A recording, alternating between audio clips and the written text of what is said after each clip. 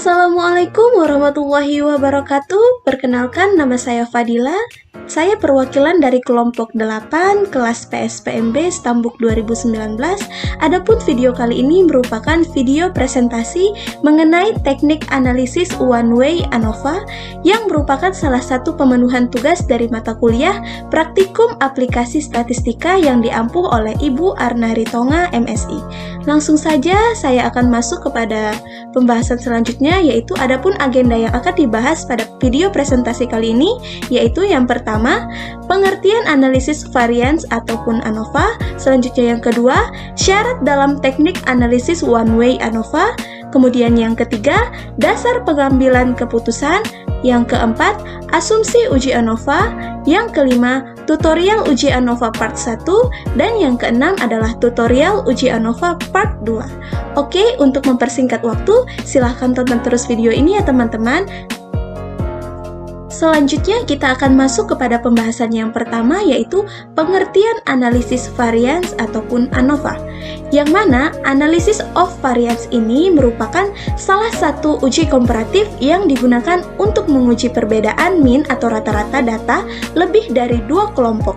Adapun tujuan dari teknik analisis variance ini yaitu untuk menguji kemampuan generalisasi dari signifikansi hasil penelitian. Baik, selanjutnya kita akan membahas mengenai jenis-jenis teknik analisis variance ataupun ANOVA, yang mana teman-teman sudah pasti tahu ya, ada dua jenis teknik analisis variance ini. Yang pertama yaitu teknik analisis of variance satu faktor atau yang disebut dengan one way ANOVA, dan yang kedua ada analisis of variance dua faktor atau yang disebut dengan two way ANOVA.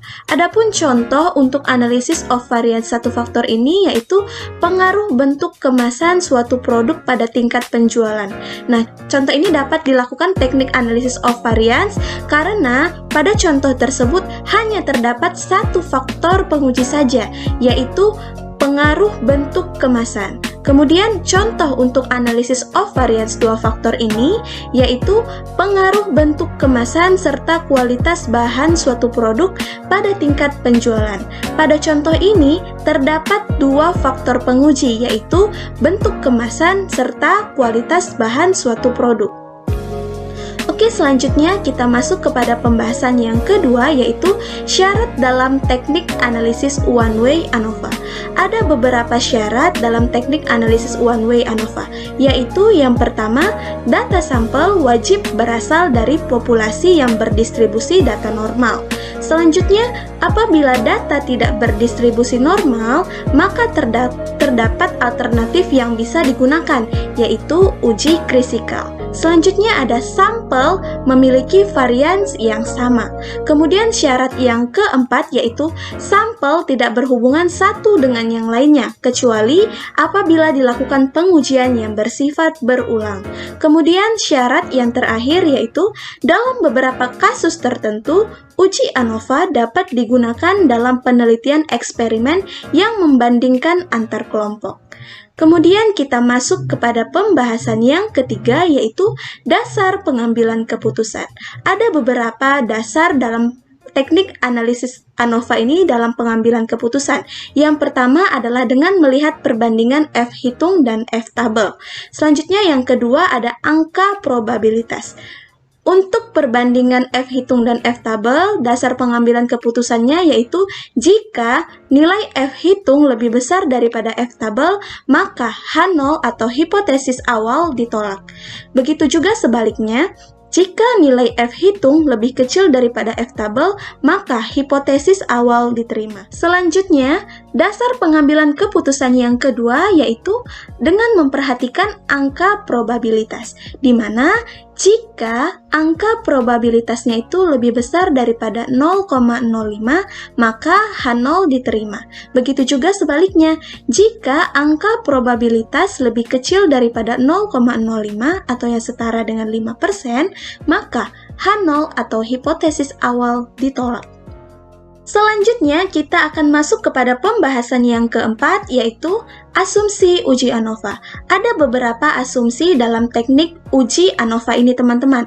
Yang pertama yaitu sampel berasal dari kelompok yang dependen. Kemudian yang kedua, varian antar kelompok harus saling homogen atau sama. Selanjutnya, asumsi yang ketiga serta yang terakhir adalah data masing-masing kelompok harus berdistribusi normal.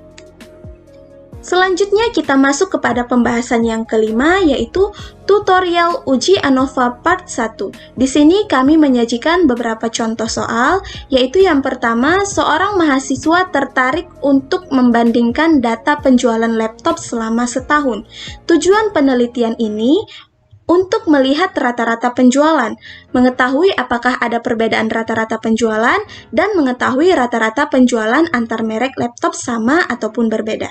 Berikut data penjualan bulanan 4 merek laptop yang diteliti, yaitu merek yang pertama ada Toshiba, merek laptop yang kedua ada Lenovo, merek laptop yang ketiga ada Asus, dan yang keempat ada merek laptop Dell.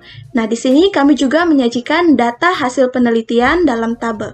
Selanjutnya, saya akan memaparkan bagaimana tutorial uji one way ANOVA pada contoh 1 dengan menggunakan aplikasi SPSS. Untuk itu, teman-teman, silahkan perhatikan video tutorial yang saya paparkan ini ya. Selamat menyaksikan. Baiklah teman-teman, sekarang kita sudah terhubung kepada software SPSS. Nah, langkah-langkah yang dapat dilakukan dalam teknik analisis ANOVA satu faktor atau one way ANOVA, yang pertama adalah kita harus mendefinisikan variabel.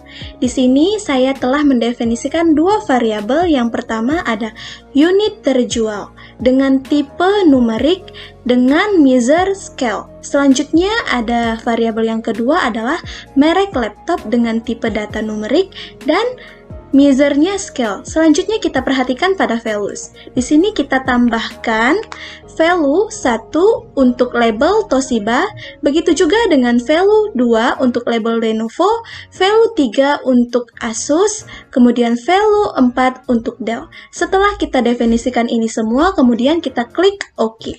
Selanjutnya kita beralih ke data view. Di sini teman-teman bisa memasukkan data-data yang akan diuji sesuai dengan data tabel atau data penelitian yang dituangkan dalam bentuk tabel seperti yang telah saya paparkan sebelumnya. Setelah selesai mendefinisikan data pada variabel view dan melakukan input data pada data view, selanjutnya adalah melakukan teknik analisis one way ANOVA. Dapat dilakukan dengan cara mengklik menu Analyze, kemudian pilih submenu Compare Means, selanjutnya kita pilih One Way ANOVA. Setelah mengklik One Way ANOVA, selanjutnya kita akan terhubung pada jendela One Way ANOVA. Kemudian langkah berikutnya yaitu memindahkan masing-masing variabel ke kolom dependent list dan faktor. Di mana di sini untuk variabel pertama yaitu unit terjual, saya akan memindahkan ke kolom dependent list dengan cara mengklik tanda panah ini. Kemudian untuk variabel yang kedua, saya akan pindahkan ke kolom faktor dengan cara mengklik variabel tersebut, selanjutnya kita klik tanda panah. Kemudian kita masuk ke langkah berikutnya yaitu kita klik perintah option. Di sini kita pastikan terlebih dahulu pada kolom statistik, pada bagian deskriptif dan homogeneity of variance test harus tercentang dua-duanya. Ketika telah selesai dicentang, maka klik continue. Selanjutnya pada kolom perintah post hoc kita klik teman-teman. Kemudian kita akan mencentang pada bagian equal variance assumes dengan mencentang Bonferroni dan Turkish B. Selanjutnya kita akan mengisi significance level. Di sini kami menggunakan significance level yaitu sebesar 5% atau yang setara dengan 0,05. Ketika semua telah selesai, maka klik continue dan klik OK. Selanjutnya akan muncul output seperti berikut. Sekian dulu penjelasan dari saya teman-teman. Untuk menjelaskan cara membaca output dan hasil akhirnya akan dijelaskan oleh rekan saya. Selamat menyaksikan.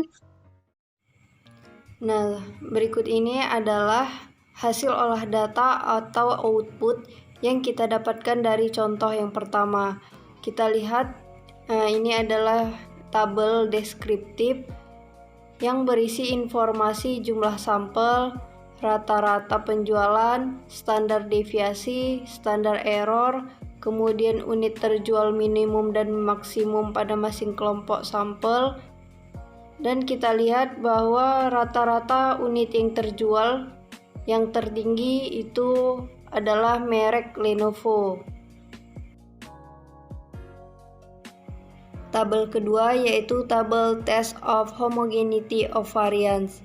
Nah, untuk keperluan analisis, hipotesis yang dibuat adalah H0 yaitu varians penjualan keempat merek laptop sama. HA yaitu varians penjualan keempat merek laptop tidak sama atau berbeda.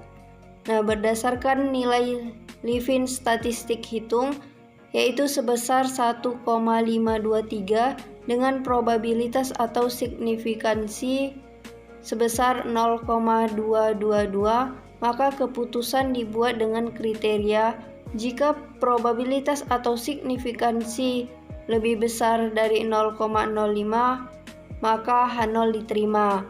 Jika probabilitas atau signifikansi lebih kecil 0,05, maka H0 ditolak atau tidak diterima. Maka keputusan probabilitas dari tabel itu adalah 0,222, lebih besar dari 0,05, maka H0 diterima. Kesimpulannya adalah karena H0 diterima, berarti varians keempat merek laptop yang dibandingkan sama, sehingga analisis dapat dilanjutkan pada bagian berikutnya. Tabel ketiga yaitu tabel ANOVA.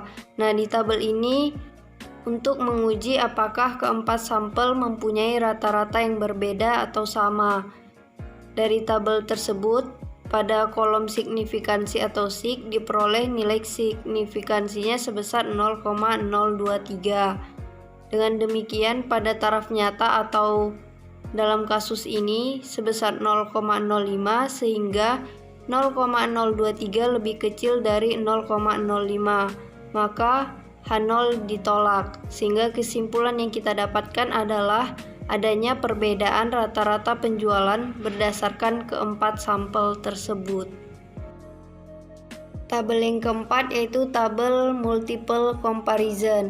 Nah, di tabel ini jika hasil uji menunjukkan H0 diterima atau tidak ada perbedaan, maka uji lanjut atau post hoc test tidak dilakukan. Sebaliknya, jika hasil uji menunjukkan H0 ditolak atau ada perbedaan kasus ini, maka uji lanjut atau post hoc test harus dilakukan. Berikutnya penafsiran atau interpretasi uji Tukey dan uji Benferoni. Kita akan membandingkan rata-rata penjualan antar merek laptop. Misalnya antar merek laptop Toshiba dengan Lenovo yaitu sebesar min 5,917. Sedangkan jika antara merek laptop Lenovo dengan Toshiba sebesar 5,917. Angka tersebut atau min 5,917 berasal dari rata-rata penjualan laptop merek Toshiba dikurangi dengan rata-rata penjualan merek laptop Lenovo yaitu 115,50 dikurang 121,42. Perbedaan rata-rata penjualan berkisar antara min 20,88 atau lower sampai 9,04 atau upper. Selanjutnya, untuk menguji apakah ada perbedaan rata-rata di antara kedua merek laptop dilakukan pengujian hipotesis, yaitu H0 adalah rata-rata penjualan laptop Toshiba dengan Lenovo sama. H1 adalah rata-rata penjualan laptop Toshiba dengan Lenovo tidak sama atau berbeda. Dengan kriteria jika probabilitas atau signifikansi lebih dari 0,05 maka H0 diterima. Jika probabilitas atau signifikansi lebih kecil 0,05 maka H0 ditolak. Keputusannya berdasarkan nilai probabilitas pada tabel yaitu sebesar 0,718 lebih besar dari 0,05 sehingga H0 diterima. Artinya rata-rata penjualan laptop merek Toshiba dengan Lenovo sama. Kesimpulannya adalah rata-rata penjualan kedua laptop tersebut setelah dilakukan hipotesis adalah sama. Artinya, perbedaan rata-rata penjualan secara deskriptif antara kedua merek laptop tersebut tidak signifikan. Perbedaan signifikan atau tidak dapat kita lihat dengan adanya tanda atau simbol bintang pada kolom mean difference. Jika angka perbedaan tidak ada tanda simbol bintang, maka perbedaan tidak signifikan. Tabel yang kelima yaitu tabel homogeneous subsets. Nah, di tabel ini berisi informasi grup atau subset merek laptop memiliki kesamaan rata-rata. Kita lihat untuk subset yang pertama, terdapat data penjualan Asus, Dell, dan Toshiba. Artinya, rata-rata ketiga merek laptop tidak memiliki perbedaan yang signifikan. Dengan kata lain, rata-rata penjualan laptop Dell, Toshiba, dan Asus adalah sama. Berikutnya, untuk subset yang kedua, terdapat data penjualan laptop Dell, Toshiba, dan Lenovo. Artinya, rata-rata ketiga merek laptop tidak memiliki perbedaan yang signifikan. Dengan kata lain, rata-rata penjualan laptop Lenovo, Dell, dan Toshiba adalah sama. Sehingga kesimpulan yang kita dapatkan adalah rata-rata penjualan laptop merek Lenovo dengan Asus yang berbeda, sedangkan rata-rata penjualan laptop merek lainnya adalah sama. Di sini saya melanjutkan penjelasan dari teman-teman. Baiklah, di sini saya melanjutkan contoh dari prosedur kedua one way ANOVA. Di sini kita mula-mula yaitu membuka aplikasi SPSS, lalu selanjutnya kita mengklik variable view, lalu memasukkan datanya. Yang pertama yaitu name, data underscore sikap, type-nya kita buat numerik, weight-nya 8, desimalnya 0, labelnya score underscore sikap, value-nya itu none, missing none, kolom 8, align-nya itu right, dan measure-nya itu scale. Lalu ada data kedua yaitu kita berikan name-nya sekolah, type-nya numerik, weight-nya 8, desimal 0, labelnya sekolah.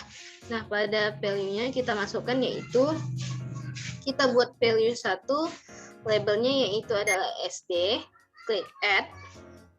Lalu value 2, labelnya itu adalah SMP, kita klik add. Baru value 3, labelnya itu adalah SMA, lalu kita klik add, baru kita klik OK. Di sini missing none, kolom 8, align right, measure nominal.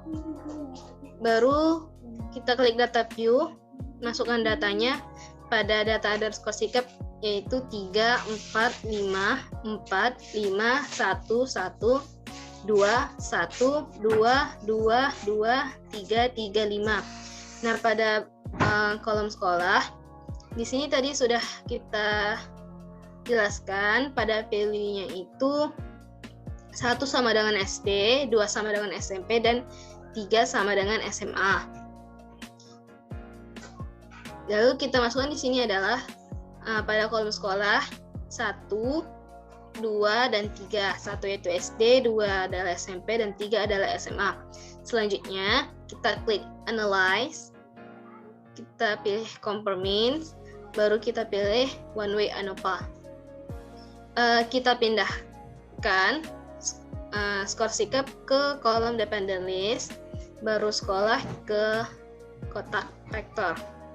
Selanjutnya pilih option, kita centang pada statistik, kita centang descriptive dan homogeneity of variance test, baru kita klik means plot. Pada missing value-nya kita exclude case analysis by analysis, kita klik continue, baru kita lanjutkan ke post hoc multiple comparison one way ANOVA. Di sini kita pilih 2K, pada bagian equal appearances assume, kita pilih to K. Significance levelnya adalah 0,05. Kita klik continue. Baru langsung saja kita klik OK. Maka akan muncul outputnya seperti ini.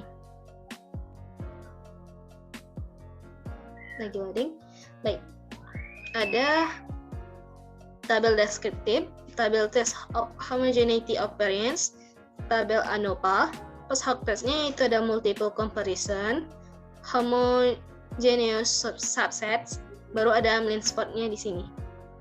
Sekian dari penjelasan saya. Untuk penjelasan selanjutnya akan disampaikan oleh Indah Veronica. Terima kasih.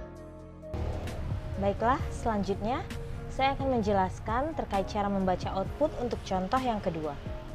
Dari hasil yang diperoleh, kita mendapatkan 6 bagian output yang terdiri dari yang pertama adalah tabel output deskriptif, yang kedua adalah tabel output homogeneity of variances, yang ketiga adalah tabel output ANOVA, yang keempat adalah tabel output post hoc test, yang kelima adalah tabel output homogeneous subset, dan yang keenam mean plot, yang interpretasinya akan kita bahas masing-masing.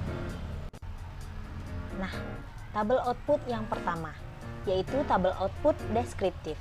Berdasarkan tabel output ini, adapun informasi yang dapat kita peroleh ialah yang pertama, banyaknya data keseluruhan yang diinterpretasikan oleh N, yaitu keseluruhan datanya berjumlah 15. Dengan masing-masing untuk SD, SMP, dan SMA, banyak datanya adalah 5. Kemudian yang kedua, kita peroleh informasi untuk rata-rata skor sikap SD, yaitu adalah 4,20, SMP adalah 1,40, SMA adalah 3, dan rata-rata keseluruhan adalah 2,87. Dengan demikian, secara deskriptif dapat disimpulkan bahwa rata-rata paling tinggi skor sikap adalah SD, yaitu 4,20.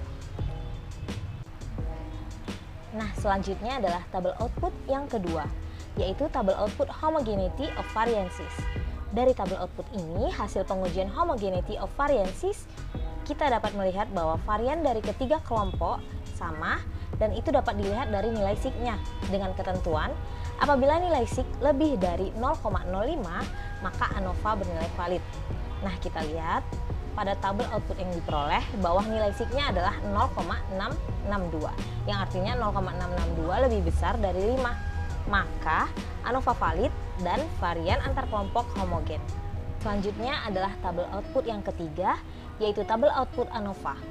Pada tabel output ANOVA, kita bisa melihat apakah ada perbedaan sikap SD, SMP, SMA terhadap mata kuliah matematika dengan melihat nilai signifikannya, yaitu dengan ketentuan apabila signifikan kurang dari 0,05 maka terdapat perbedaan yang bermakna.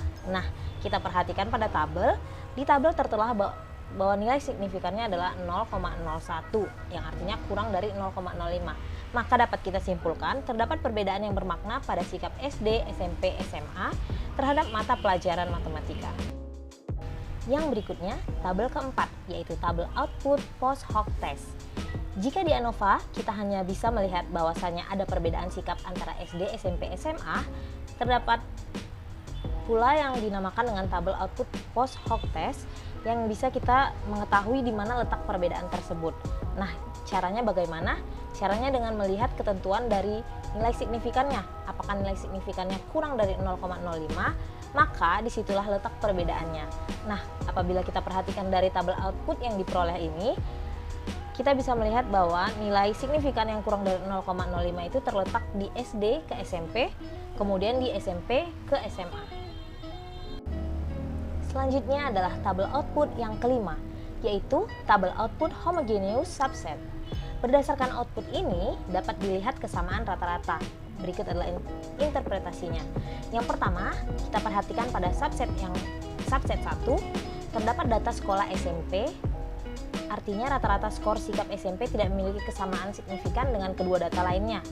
Kemudian pada subset yang kedua, terdapat data sekolah SMA dan SD. Nah, artinya rata-rata kedua skor sikap tersebut tidak memiliki perbedaan yang signifikan, atau dengan kata lain, rata-rata skor sikap SMA dan SD adalah sama.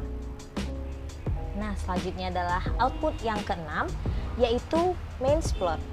Diagram plot ini adalah diagram yang berguna untuk menilai apakah terdapat interaksi antara variabel. Namun, diagram ini tidak bisa dijadikan bahan acuan yang valid, tetapi hanya sekedar memberi gambaran informasi saja. Apabila garis-garis tidak menunjukkan kesejajaran, maka terdapat efek interaksi. Nah, dari diagram plot yang kita peroleh dari output ini, kita ketahui bahwa tidak ada kesejajaran, maka artinya terdapat interaksi antara variabel-variabel yang diolah di dalamnya. Demikian pembacaan untuk cara membaca output yang kedua. Terima kasih.